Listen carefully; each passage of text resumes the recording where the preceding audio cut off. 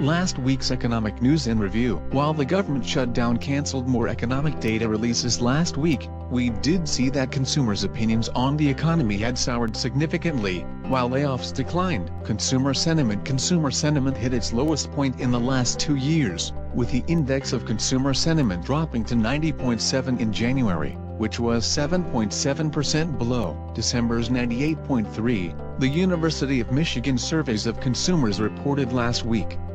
Compared to the same period a year ago, the index was 5.2% lower than January 2018's 95.7. The Current Economic Conditions Index, which describes how consumers feel about the country's current economic situation, fell 5.3% from December's 116.1 to 110 for January. The Index of Consumer Expectations, which quantifies how consumers feel the economy will perform in the near future, dropped 10% from 87 in December to 78.3 for January. The decline was primarily focused on prospects for the domestic economy, with a year-ahead outlook for the national economy judged the worst since mid-2014, said Richard Curtin, chief economist for the Surveys of Consumers, in a public statement. The loss was due to a host of issues including the partial government shutdown, the impact of tariffs, instabilities in financial markets, the global slowdown, and the lack of clarity about monetary policies. That said, Curtin underscored that any tapering in consumer optimism doesn't necessarily signal an economic decline.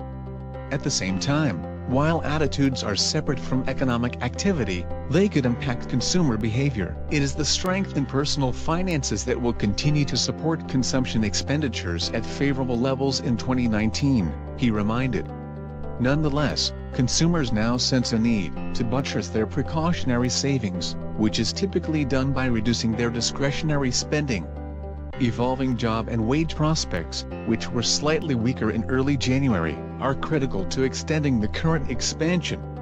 Initial jobless claims looking at layoffs, first-time claims for unemployment benefits filed by the newly unemployed during the week ending January 12 dipped to 213,000, a decline of 3,000 claims from the prior week's total of 216,000, according to last week's report from the Employment and Training Administration. This was well below the 220,000 claims that economists had expected for the week. The 4-week moving average, which is considered a more stable measure of jobless claims, ticked down to 220,750, a decrease of 1,000 claims over the preceding week's average of 221,750 claims. The administration's latest report marked the 202nd straight week that initial claims have come in below the 300,000 claim level, which economists consider an indicator of a growing job market. This week, we can continue to expect a limited calendar of economic data releases and possibly delayed or canceled releases due to the continued government shutdown. Tuesday, existing home sales for December from the National Association of Realtors. Thursday, initial jobless claims for last week from the Employment and Training Administration. Leading economic indicators for December from the Conference Board. Friday, durable goods orders for December from the Census Bureau, new home sales for December for the Census Bureau and Department of Housing and Urban Development. More information, please call us today 209-651-2000.